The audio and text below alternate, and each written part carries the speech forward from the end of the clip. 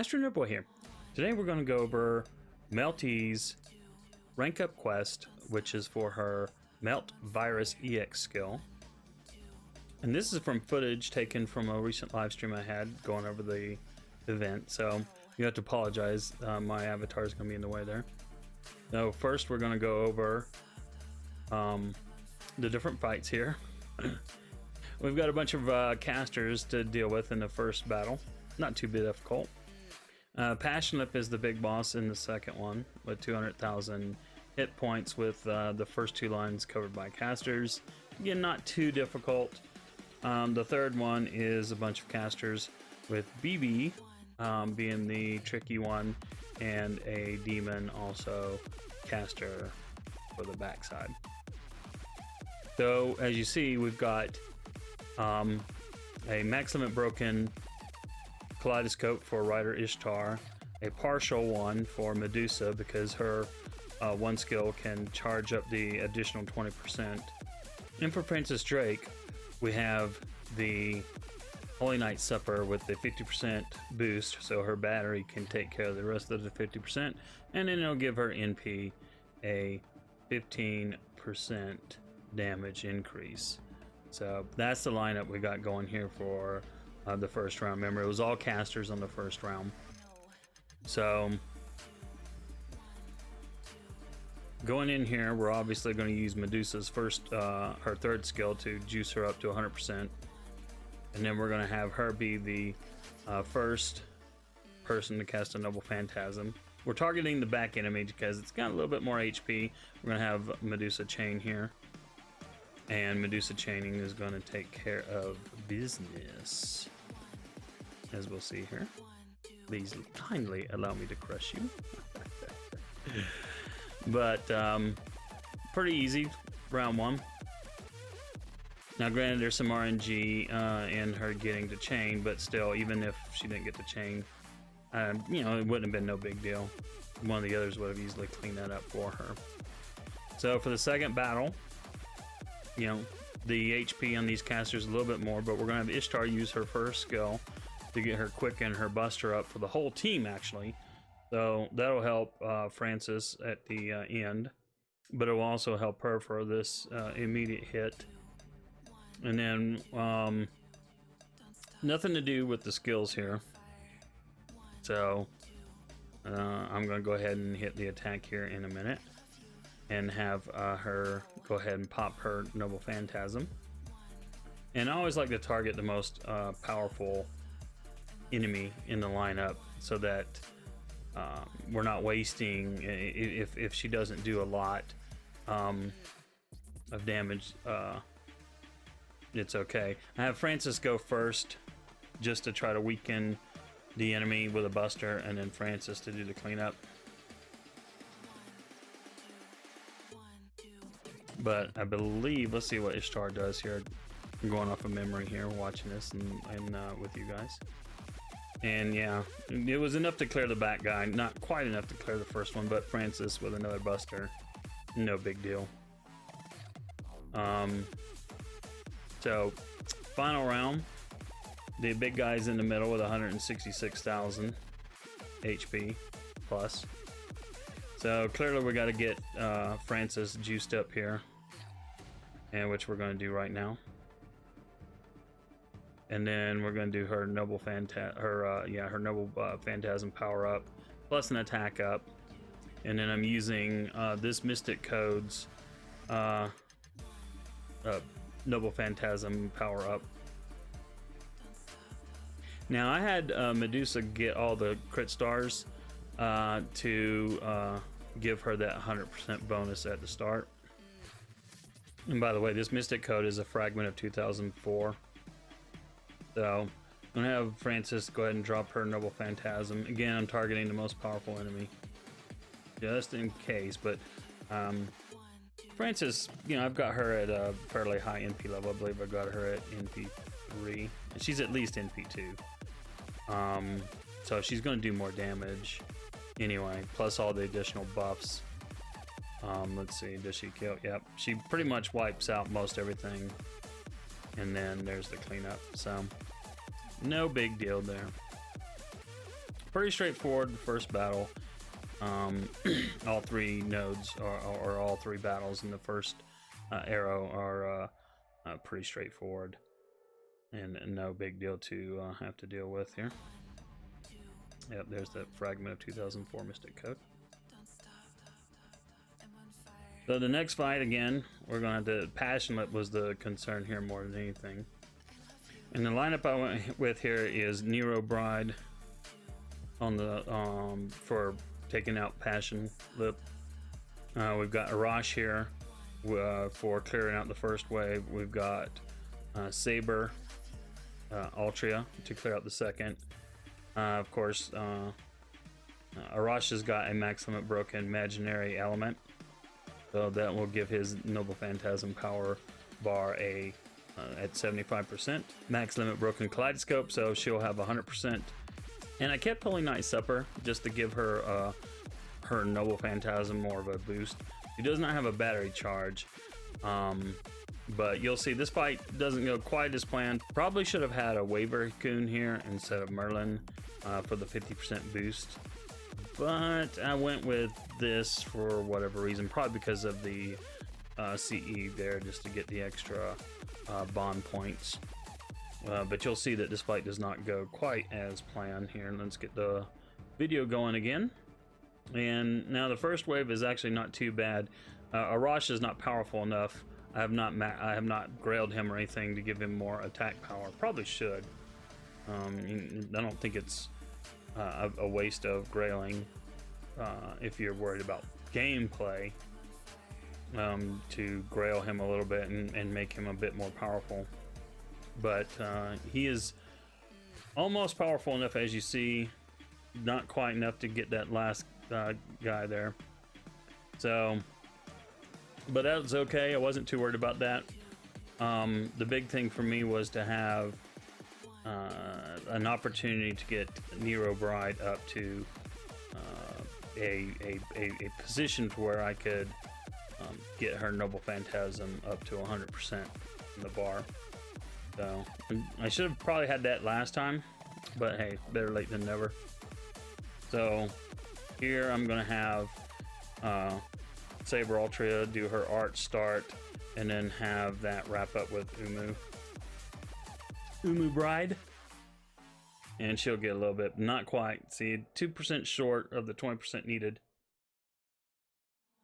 but that's okay.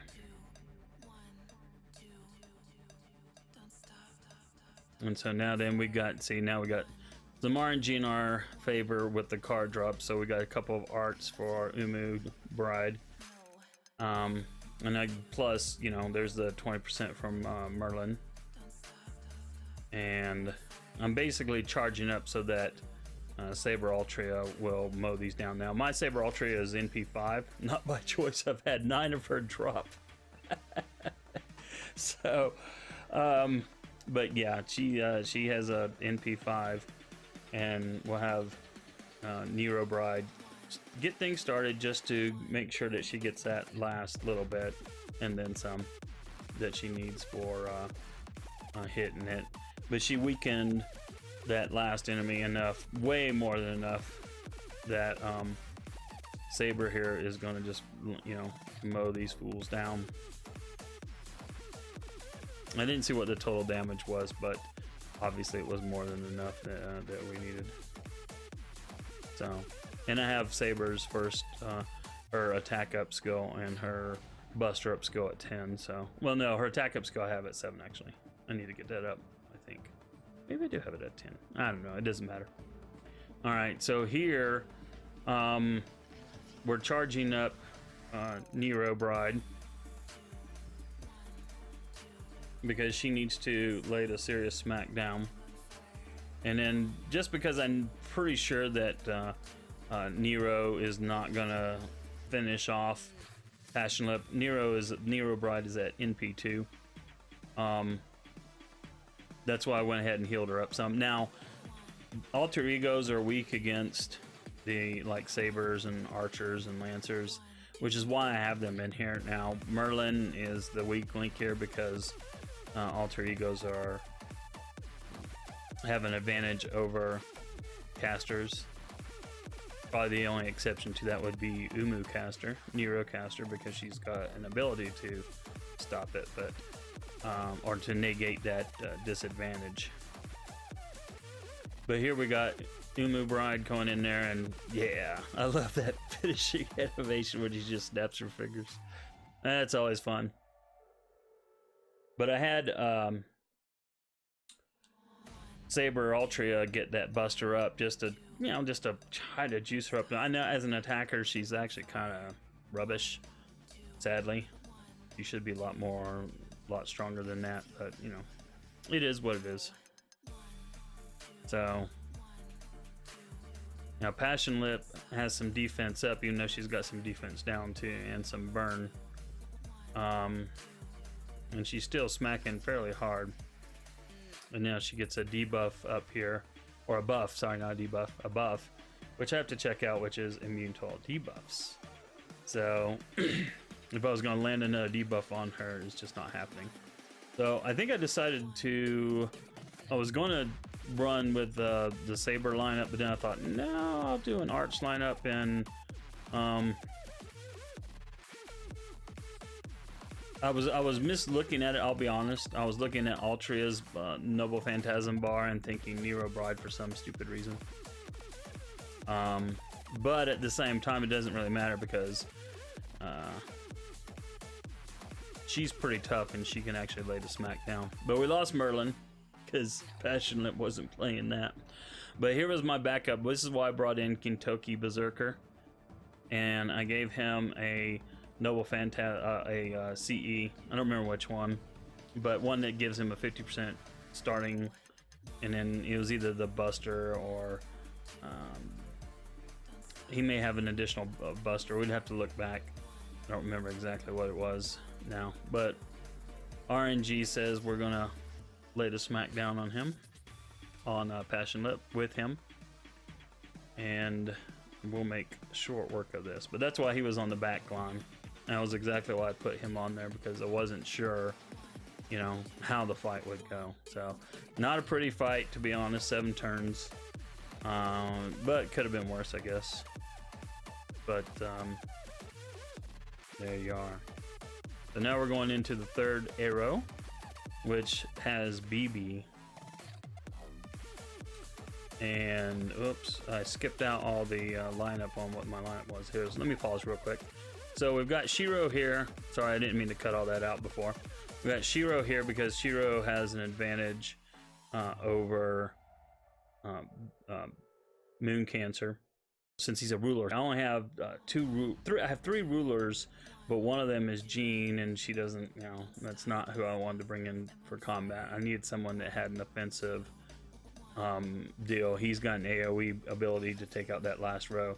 I got Francis Drake for the second row, and then I've got Rider Ishtar here for the first. So let's get the video going again, and she's going to raise up everyone's stuff.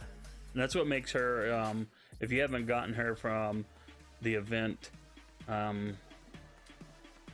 hopefully she's got a rerun, but she is bloody amazing.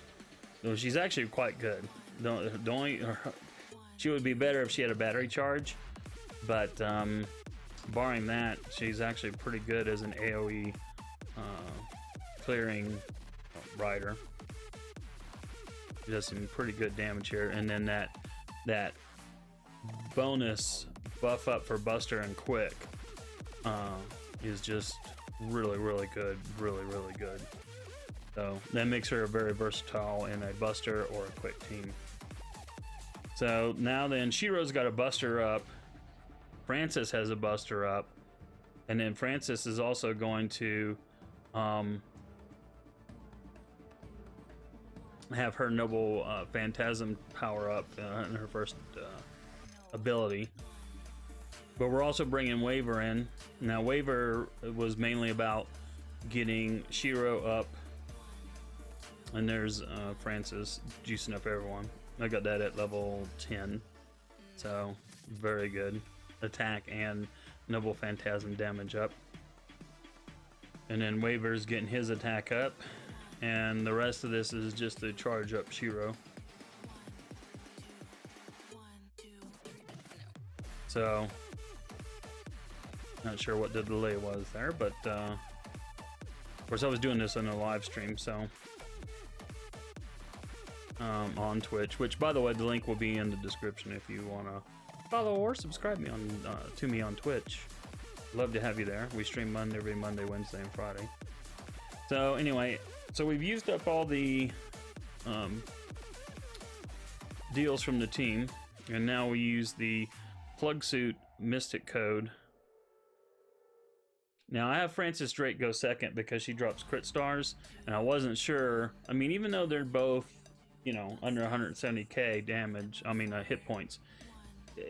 Yeah, I wasn't sure whether or not how it would go, because Shiro does not impress me that much on his damage output, and he got a lot of buffs here, but he still, you know, I mean, he did all right. He's only NP1, so that does make a difference.